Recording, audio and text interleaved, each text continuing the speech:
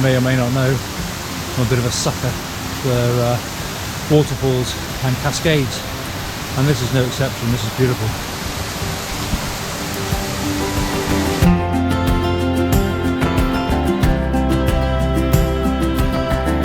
Honestly, take a look at this.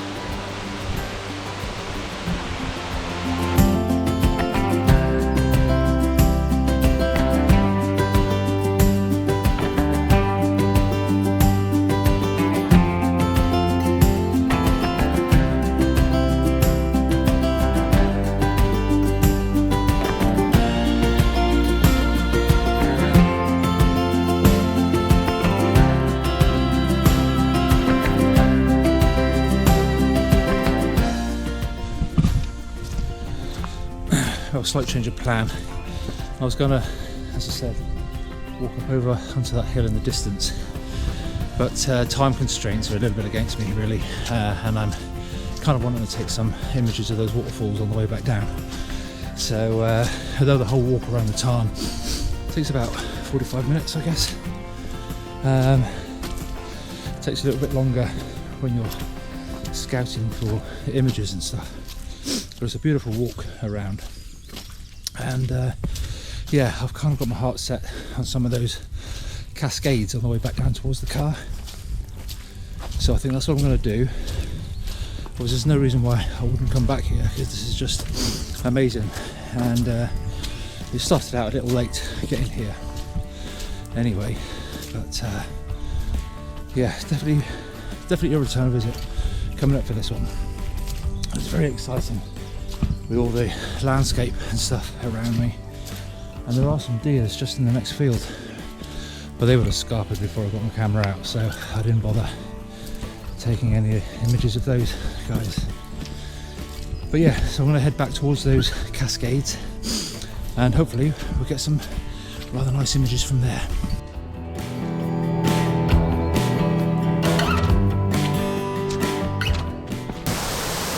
Never ceases to amaze me. I spend all this money on camera gear and filters and all sorts of bits and pieces, and then go and stick it in the water like that,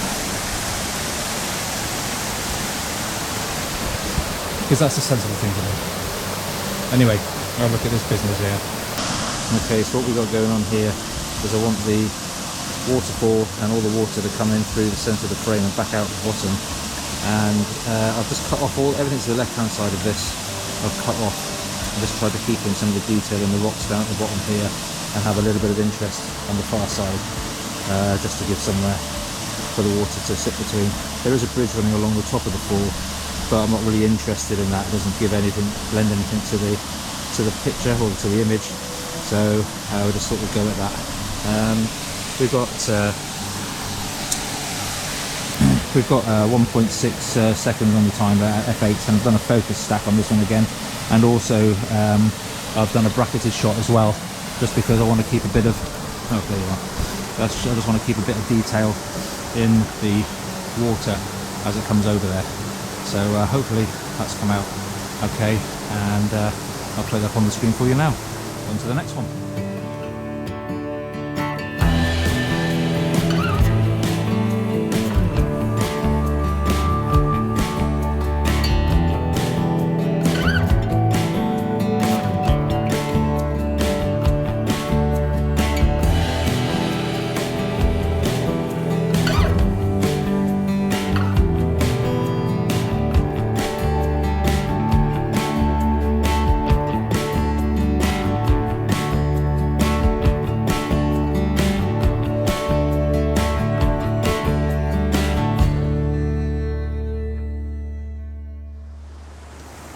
Well, I might have to give up the ghost a little bit on this one at the moment. The rain's been coming down quite steady while being in the woodland. I doubt very much you can hear me over the noise of these cascades, so I might have to voice over on this one. But it's a beautiful little composition. I'll talk you through what I'm looking at. We've got the first little cascade at the top of the picture, coming back down and obviously snaking its way around the image and then off to the side, with all this rainfall on this side of the point of interest, and all this rocks and stuff in the bottom right hand corner of the image. I think it looks, hopefully it'll be quite balanced out, but I'm kind of losing the will to live at the minute because I think the water's gotten into my Sony camera, and it doesn't like it when there's any water about, so I'll put my glove over the top of it, but it's kicking off with an error at the minute. I believe it's a problem with the hot shoe on the top.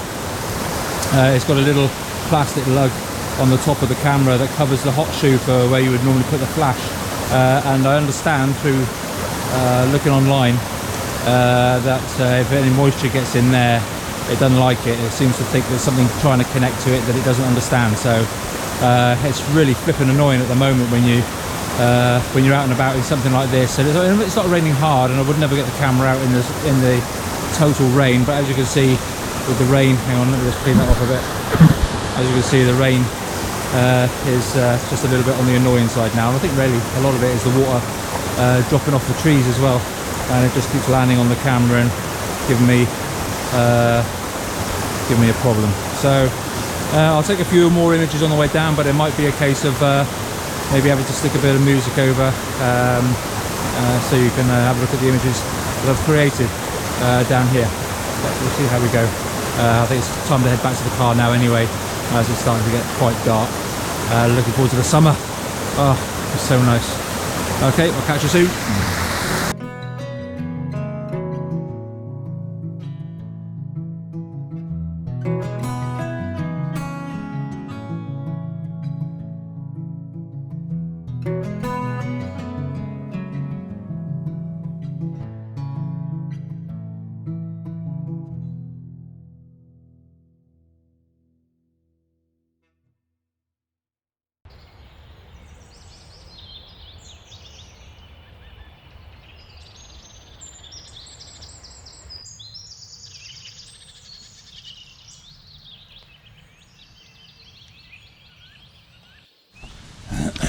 Well, while I was just taking that last image, I noticed that I'd lost my glasses between that image and the one I took just now further up the track.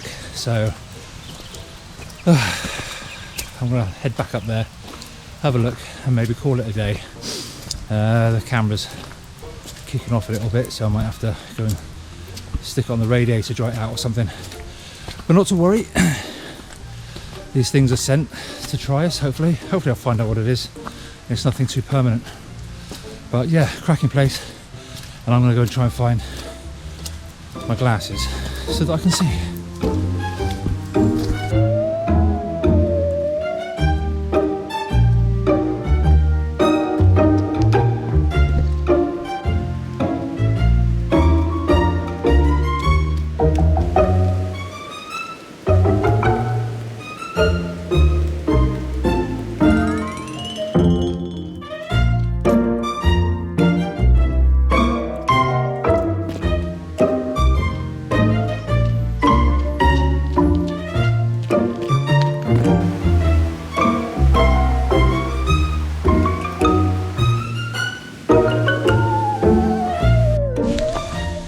Well, before lumbering my girth back up this bloody hill, I could have checked my back pocket, because that's where any normal person would put a pair of fragile glasses. But yeah, lesson learnt, I guess. Check your pockets before hiking back up a bloody great hill. Okay, here we go. On the way back to the car, I saw this little composition just up on the hillside, just to the left of me as I was walking down the path, and yeah, I thought it looked it caught my eye, and it's taken me a little while to place the camera while it's having a hissy fit. I've managed to frame up the composition that I'm after, and what I like, I'll show you like this. Get rid of some of that on that. Well, what we've got is we've got these branches coming in from the left hand side of the image, and it overarches that nice bit of is it limestone or granite just there, just underneath, it arches over and is pointing towards the tree on the right third of the image, and then it's framed by the bottom branch running in along here and into the distance, and you've got all that detail in the corner there and the detail around these rocks, and you've got some foreground interest as well with this log and all the moss and stuff on there. Put that against the red of the fallen leaves, then I think we've got a good composition. If I take you up here, you can see my camera's having a bit of a hissy fit at the moment.